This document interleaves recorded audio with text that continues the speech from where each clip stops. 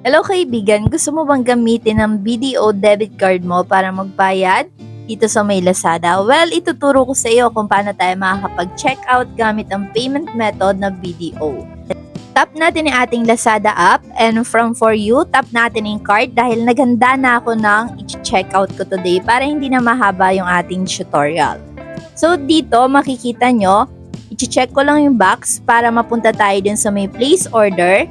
Yan, naka-zoom in tayo kasi malabo pag naka-zoom out. Anyway, dito sa select payment method, itap natin yung view all methods para makita natin yung mga choices na pwede natin gamitin as payment method.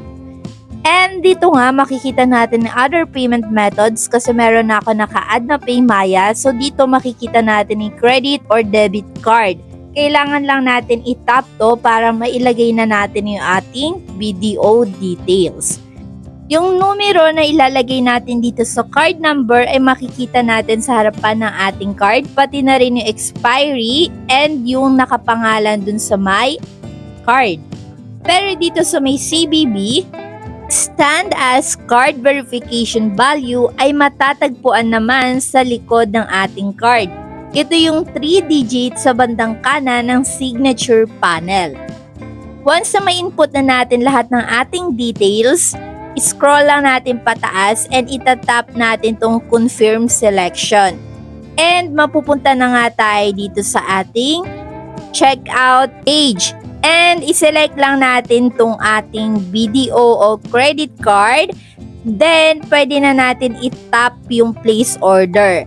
And automatically, babawas na yan sa ating balance sa ating BDO wallet. Hintayin lang natin maging successful yung processing ng ating payment and pwede na din natin i-check yung ating BDO app kung meron kayo dyan sa inyong device and i-check nyo kung nabawasan na din yung ating wallet dyan. Dahil dito makikita nyo payment success na, ibig sabihin nabawasan na yung ating BDO balance. And kung meron kayong mga katanungan or suggestion, ilagay nyo lang yan sa ating comment section. Hanggang dito na lang ating tutorial for today mga kaibigan. See you around!